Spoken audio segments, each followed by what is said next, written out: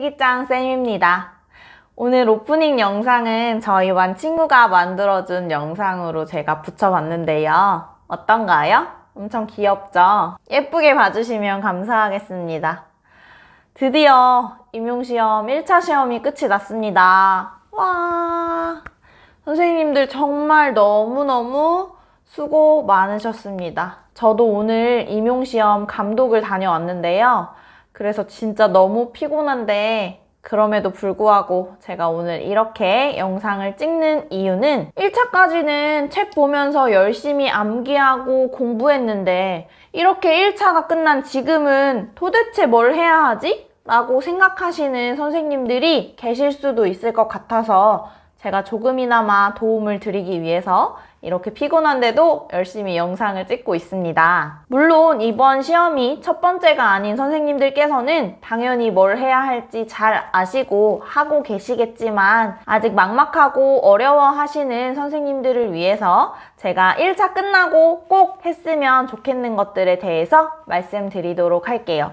먼저 첫 번째, 1차 끝나고 했으면 좋겠는 것은 선생님들 좀 쉬셨으면 좋겠습니다.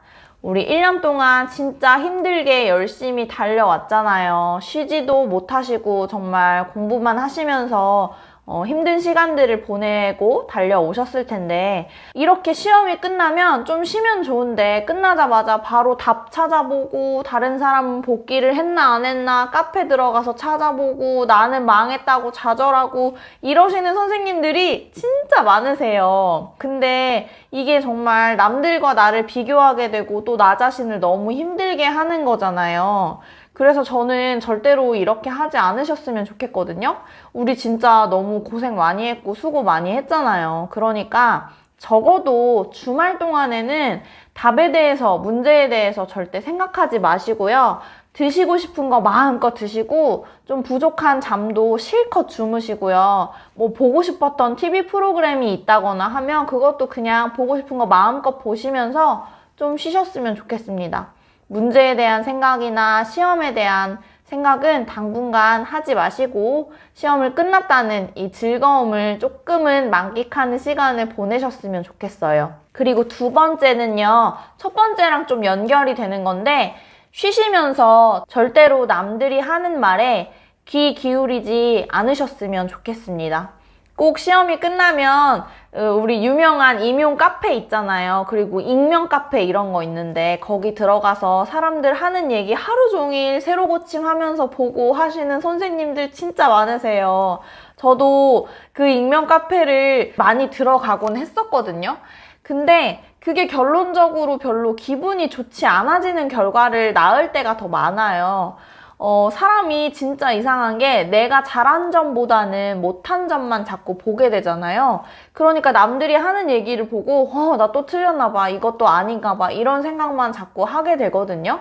근데 사실 저희 시험이 객관식이면 시험 보고 나와서 뭐는 맞았네, 뭐는 틀렸네 이렇게 명확하게 나올 수 있을 수도 있겠지만 저희 지금 서술형 시험이고 답이 공개되지도 않는 상황이잖아요. 그러니까 누가 어떤 채점을 받을지는 아무도 모릅니다. 점수가 나와봐야 아는 거거든요. 답이 딱 떨어지게 나오지 않는단 말이에요. 그러니까 절대로 남들이 이게 맞네, 저게 맞네 하는 얘기 귀 기울이지 마시고요. 그냥 나는 내가 할 수 있는 최선을 다했다. 그런데 붙을 확률이 되게 높다. 이런 긍정적인 마음을 좀 가지시고 아마 채점관들께서 내 시험지는 조금 더 관대하게 채점을 하시지는 않을까? 이런 희망적인 마음, 조금 긍정적인 마음을 가지셨으면 좋겠습니다. 저도 물론 시험을 보고 나서 복기는 항상 했거든요.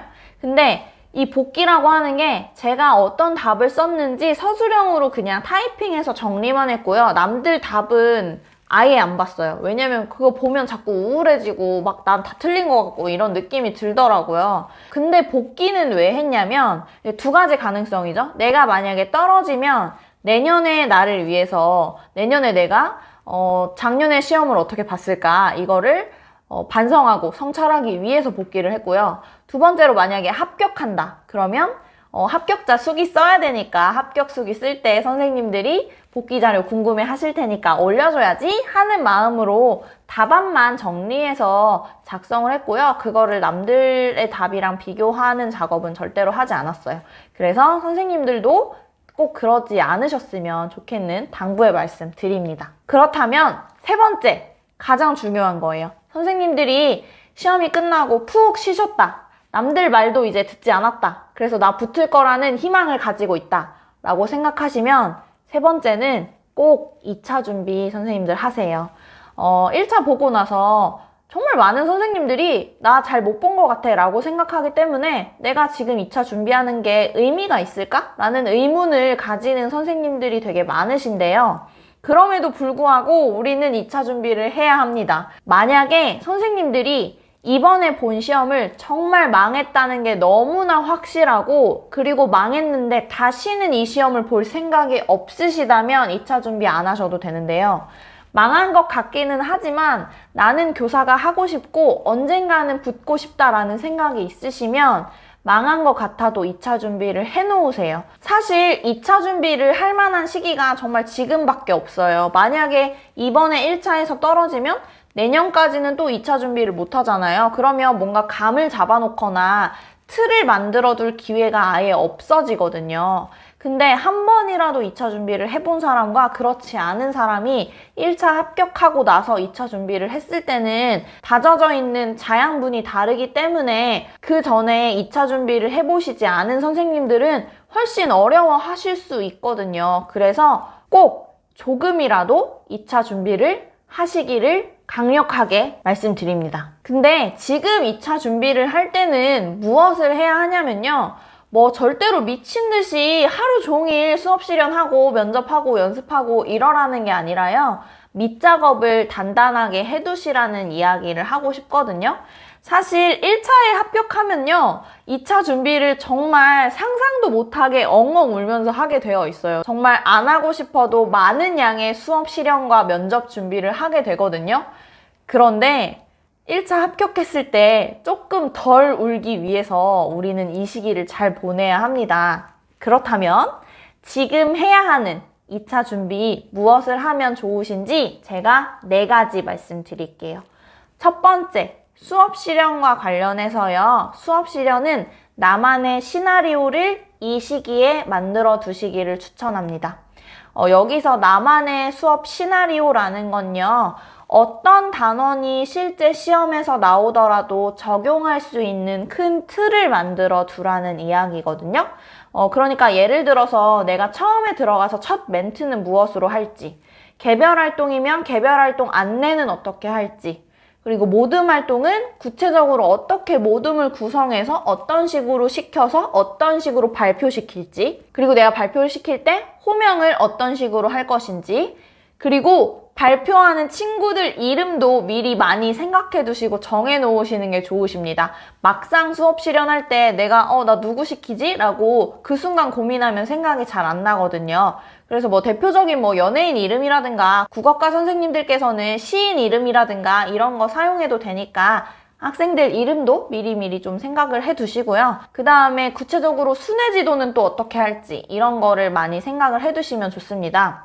예를 들어서 저 같은 경우에는 처음에 들어가서 여러분 안녕하세요. 질문이 있는 국어교실 오늘도 즐겁게 시작해보겠습니다. 이런 식으로 첫 멘트를 쳤고요. 그 다음에 모듬 활동할 때는 구체적으로 활동 안내를 한 다음에 우리 모듬 활동할 때는 경적 빵빵이 중요해요 라고 하면서 친구들의 말 경청하고 적극적으로 참여하세요. 이런 거 조금 나만의 특색을 집어넣어서 시나리오를 만들었고요. 그 다음에 학생 이름 같은 경우에는 저는 주로 시인들 이름, 백석이, 소월이, 용운이 이런 식으로 해서 시인들 이름으로 많이 했었던 것 같고요. 그 다음에 순회지도 할 때는 또 중요한 게 저는 다문화 학생을 항상 집어넣어서 순회지도를 할 때 활용을 했어요. 그래서 다문화 학생이 어려움을 겪고 있어서 손 들고 질문을 했는데 그 친구를 모듬원 친구들 중에 도움을 제공해서 서로 해결할 수 있도록 한다든가 이런 식으로 저만의 특색을 나름대로 담아가지고 만든 게 있는데 이렇게 설명을 드리면 조금 무슨 말인지 좀 어려우실 수도 있지만 사실 선생님들께서 2차 수업 실연을 한 3-4번만 연습해 보셔도 나는 이런 식으로 들어가야겠다. 중간에 활동은 이런 식으로 안내를 해야겠다. 이런 틀이 좀 잡히거든요. 그러니까 연습을 조금 해보시면 좋을 것 같고요. 연습 시작하기가 좀 막막하다 하시는 선생님들은 제 2차 영상 몇 개 올라가 있잖아요. 그 중에 하나만 선택해서 보시고 쭉 한번 흐름 보시면 저 사람이 말하는 틀이 저런 거구나. 저기에다가 다른 내용을 집어넣어도 고정돼서 들어가는 내용은 저런 거겠구나 라는 걸 생각하시고 선생님들만의 고정된 틀 하나 꼭 만들어 두세요. 다음으로 2번째 수업 실연 준비를 위해서 하셨으면 좋겠는 건 교과서와 지도서 보실 수 있으면 최대한 많이 보세요. 근데 이거는 사실 그냥 교과서랑 지도서 보세요 라고 하면 뭘 보라는 거지? 잘 모르거든요. 근데 뭘 보라는 거냐면 교과서를 보시고 내가 이걸 지금 수업한다면 어떻게 수업을 할까를 생각하면서 실제로 말로 한번 해보세요. 앞에 아무도 없어도 내가 지금 이 학습 활동을 학생들한테 시키려면 앞서서 어떤 안내를 해야 되고 학습 목표는 어떤 식으로 인지를 시켜야 되고 그 다음에 학생들한테 활동을 시켰는데 어떤 학생이 이 활동에서 어떤 부분을 어려워할지 한번 생각해보고 그걸 어려워한다고 했을 때 옆에 있는 친구는 도대체 어떤 도움을 줘서 스스로 해결할 수 있을지 이런 시나리오들을 좀 생각하시면서 교과서와 지도서를 보시면 도움이 되고요. 사실 학기 말에 시간 강사나 기간제 자리가 조금 나오는 경우들이 많아요. 근데 이때 시간 조금 아까워하지 마시고 저는 적극적으로 시간 강사나 기간제는 해보셨으면 좋겠는 게 실제로 학교 현장에 나가셔서 수업을 하시다 보면 교과서를 실제로 보면서 학습 목표가 학습 활동으로 어떻게 녹아 들어가고 그것을 학생들한테 어떻게 학습을 시키는지를 좀 감을 잡을 수 있는 기회가 되거든요.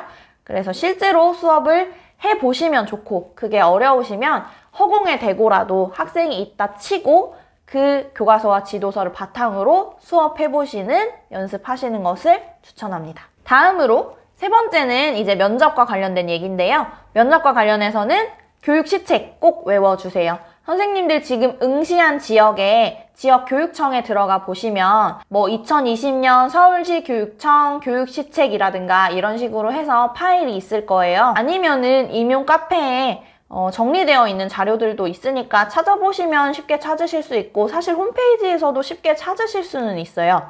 그거를 찾으셔서 내가 응시한 지역 교육청에서 실시하고 있는 좀 특별한 제도라든가 정책이라든가 이런 거는 명칭 그리고 그 제도가 어떤 것을 하는 것인지를 이 시기에 좀 달달 외우셨으면 좋겠어요.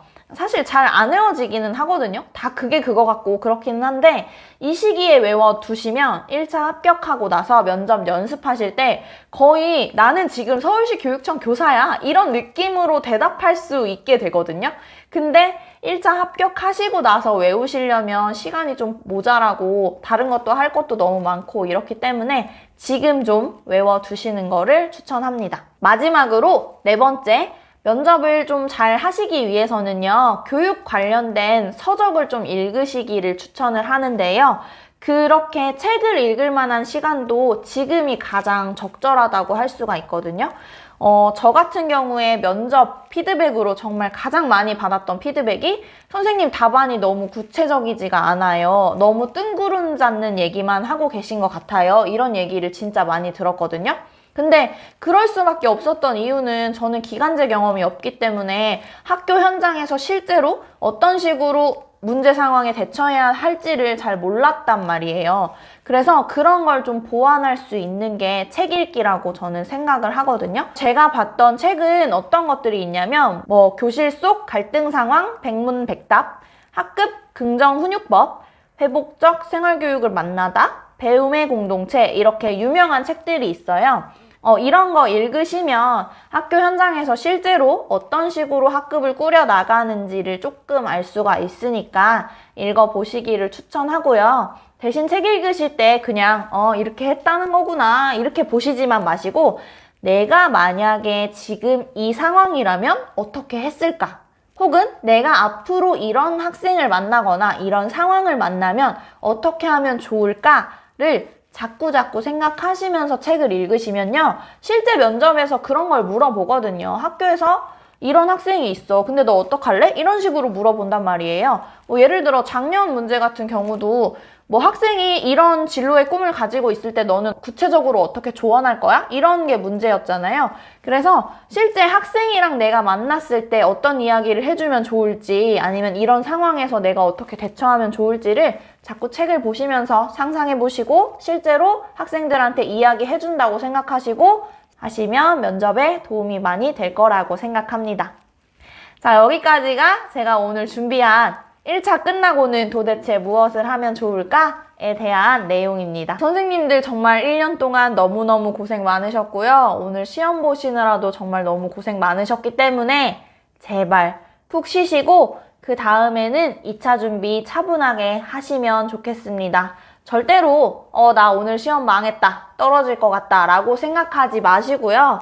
무조건 1차는 붙을 거다 이런 믿음을 가지고 2차를 준비하시면 그렇게 믿으면 그런 일이 또 온다고 하잖아요. 그리고 채점관이 내 시험지만큼은 조금 관대한 마음으로 채점해 주겠지 라는 꿈과 희망을 좀 가지시고 있으셔도 되는 시기라고 저는 생각합니다. 결과는 열어봐야 아는 거 아시죠? 그러니까 우리 2차 열심히 준비해서 1차 합격하고 2차까지 합격하시는 그날까지 제가 많이 응원하고 있을게요. 오늘 영상이 도움이 되셨다면 구독과 좋아요 부탁합니다. 감사합니다. 슬기짱 쌤이었습니다.